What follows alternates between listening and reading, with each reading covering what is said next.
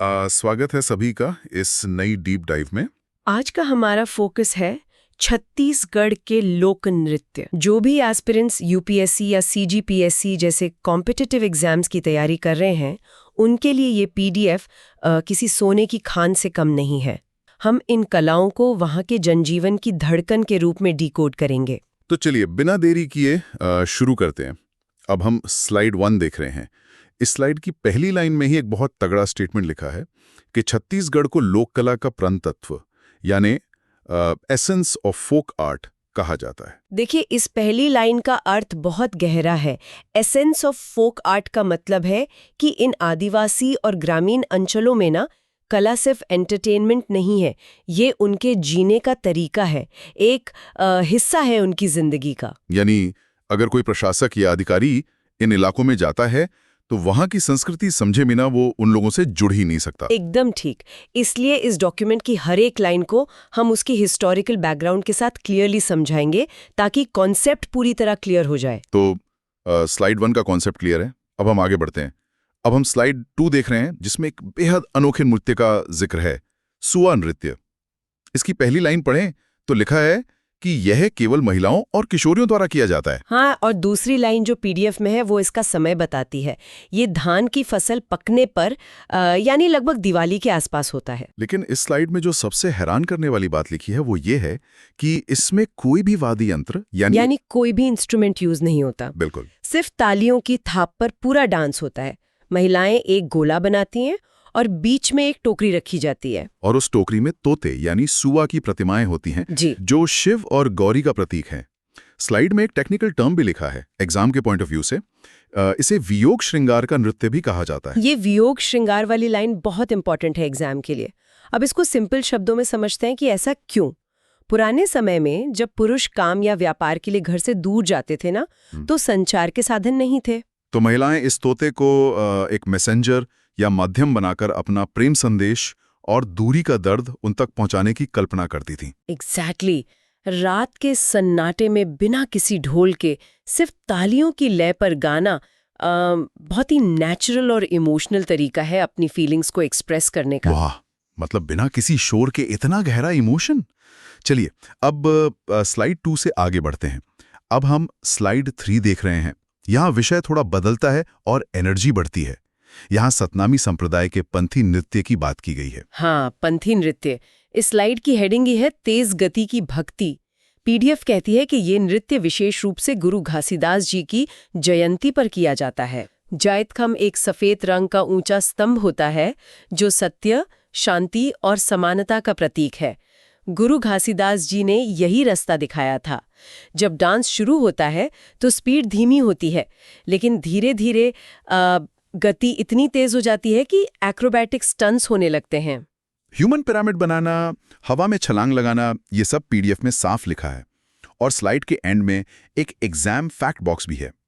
इसमें स्वर्गीय देवदास बंजारे जी का नाम लिखा है जो इस नृत्य के इंटरनेशनल आर्टिस्ट थे। ये नाम एस्पिरेंट्स को ध्यान में रखना है। चलिए स्लाइड 3 यहां पूरी होती है। अब हम स्लाइड 4 देख रहे हैं जो श्रम और कृषि के सम्मान के बारे में है। स्लाइड 4 की हेडिंग है राउत नाचा। इसे छत्तीसगढ़ का दीपावली नृत्य भी बताया गया है पीडीएफ में, और दूसरी लाइन कहती है कि ये यादव या राउत समुदाय द्वारा किया जाता है। इस स्लाइड में इनकी ड्रेस का बड़ा अच्छा डिस्क्रिप्शन है। रंग बिरंगे कपड़े, कौड़ियों की पेटी और हाथ में लाठी। इस नृत्य का मेन ऑब्जेक्टिव जो यहाँ बोल्ड में लिखा है, गोधन यानी कैटल के मालिकों का सम्मान करना और भगवान कृष्ण की पूजा करना है। यहाँ गोधन शब्द को समझें। एक कृषि प्रधान समाज में जहाँ ट्रैक्टर नहीं थे, वहाँ गाय और बैल ही सबसे बड़ी संपत्ति थे। इसलिए दिवाली के बाद उनका श्रृंगार करना और उन्हें सम्मान देना एक बहुत ही स्वाभाविक बात है। लाठियां लेकर नाचना उनकी रक्षा करने के शौर्य को दिखाता है। बिलासपुर का राउत नाचा महोत्सव अब इंटरनेशनल लेवल पर फेमस हो चुका है। हाँ, वहाँ हजारों नर्तक एक साथ आते हैं। ये पॉइंट भी नोट्स में ऐड कर लेना चाहिए। ठीक है, अब हम स्लाइड 5 देख रहे हैं। हेडिंग है कर्मा नृत्य और पहली लाइन में इसे लोक नृत्यों का राजा यानी किंग ऑफ फोक डांसेस कहा गया है। और इसमें पुरुष और महिलाएं दोनों एक साथ भाग लेते हैं। इसकी अगली लाइन कहती है कि ये कर्मा देवता को प्रसन्न करने के लिए होता है। आदिवासी जीवन का कठिन श्रम और एग्रीकल्चरल कल्चर ही इसका प्रतीक है। और इसका टाइमिंग भी बड़ा स्पेसिफिक लिखा है। ये वर्षा ऋतु के आने और जाने के समय होता है। देखिए, आदिवासी जीवन आसान नहीं होता। जब वर्षा ऋतु आती है तो बीज बोने का समय होता है और जब जाती है तो फसल पकने का। वो अपने श्रम यानी मेहनत को ही कर्मा देवता के रूप में पूजते हैं। और इस स्लाइड का लास्ट बुलेट पॉइंट एक और एग्जाम फैक्ट है कि ये सिर्फ छत्तीसगढ़ नहीं बल्कि एमपी और झारखंड का भी प्रमुख नृत्य है। ये बहुत जरूरी डिस्टिंक्शन है। कर्मा नृत्य इन तीनों स्टेट्स की एक कॉमन ट्राइबल आइडेंटिटी है। सही बात है। अब हम स्लाइड 6 देख रहे हैं जिसमें नेचर के साथ जुड़ाव की बात है। स्लाइड की हेडिंग है सरहुल नृत्य। पीडीएफ में इसका टाइमिंग बताया गया है, चैत्र पूर्णिमा। ये वो समय है जब साल के वृक्ष में नए फूल आते हैं और लोग सरना देवता की पूजा करते हैं। एक ऑनलाइन टीचर के रूप में मैं यहाँ एम्फसाइज करूंगी कि सरहुल को सिर्फ डांस मत मानिए। साल का पेड़ उनकी इकोनॉमी के लिए जरूरी है। जब उसमें फूल आते हैं तो उन्हें लगता है सरना देवता खुश हैं। ये उनका नेचर के प्रति रेस्पेक्ट दिखाता है। एकदम नेचुरल टीचिंग फ्लो। अब हम स्लाइड 7 देख रहे हैं जो बस्तर के रोमांच और जनजातीय विविधता पर फोकस करती है। हेडिंग है गौर नृत्य। इस स्लाइड की डिटेल बहुत ही विजुअल है। हाँ, यहाँ लिखा है कि युवक असली जंगली भैंसें यानी गौर के सींग और कौड़ियों वाला मुकुट पहनते हैं और भारी ढोल की थाप होती है। इसके लिए बहुत फिजिकल स्ट्रेंथ चाहिए। और इस स्लाइड के एंड में एक बहुत फेमस कोट दिया है। हाँ, फेमस एंथ्रोपोलॉजिस्ट वॉरियर एल्विन का कोट। उन्होंने इसे विश्व का सबसे सुंदर नृत्य कहा था। वेरियर एल्विन जैसा विद्वान अगर ये कह रहा है तो इसकी इंपॉर्टेंस खुद ही समझ आ जाती है। चलिए अब स्लाइड 8 की तरफ बढ़ते हैं। हेडिंग है घेड़ी नृत्य। इसे मुरिया जनजाति के केवल पुरुष करते हैं।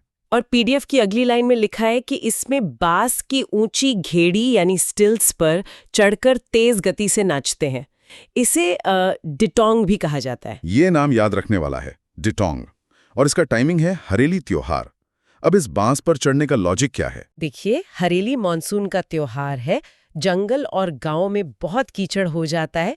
शुरुआत में कीचड़ से बचने के लिए बांस पर चलना शुरू किया होगा और पर धीरे धीरे इसने एक तेज गति वाले डांस का रूप ले लिया। जरूरत ही आविष्कार की जननी है। ये उसका बेस्ट एग्जाम्पल है, परब और दमनाच। पहली लाइन में धुरवा जनजाति के परब नृत्य का जिक्र है और उसके ठीक नीचे पहाड़ी कोरवा जनजाति का दमनाच नृत्य है, जिसके बारे में एक बहुत इंटरेस्टिंग और कॉन्ट्रडिक्टरी बात लिखी है। हाँ, पीडीएफ में लिखा है कि दमनाच विवाह के शुभ अवसर पर होता है, लेकिन इसकी शैली इतनी उग्र यानी इंटेंस होती है कि ये देखने में भयावह लगता है। अब शादी जैसा खुशी का मौका और इतना डरावना डांस, ऐसा क्यों? ऐसा माना जाता है कि शादी के पवित्र मौके पर इस उग्र एनर्जी और शोर से बुरी आत्माओं को दूर रखा जाता है। अब हम स्लाइड 11 देख रहे हैं। ये इस पीडीएफ का आखिरी डिस्क्रिप्टिव स्लाइड है। फाग यानी होली। पीडीएफ कहती है कि ये गोंड, बाइगा और आम ग्रामीणों द्वारा होली पर किया जाने वाला मस्ती भरा नृत्य है। और इसकी सबसे स्पेसिफिक प्रॉप यानी पहचान जो बोल्ड में है वो है नगाड़े की थाप के साथ लकड़ी के मुखौटे और चिड़िया का प्रयोग। लकड़ी के मुखौटे का यहाँ बड़ा सिग्निफिकेंस है। जब आप मुखौटा पहन लेते हैं तो कोई बड़ा छोटा नहीं रहता। ये सोशल इक्वालिटी को प्रमोट करता है। बहुत ही बेहतरीन कॉन्सेप्ट। इस डीप डाइव में हमारे साथ जुड़ने के लिए बहुत बहुत धन्यवाद।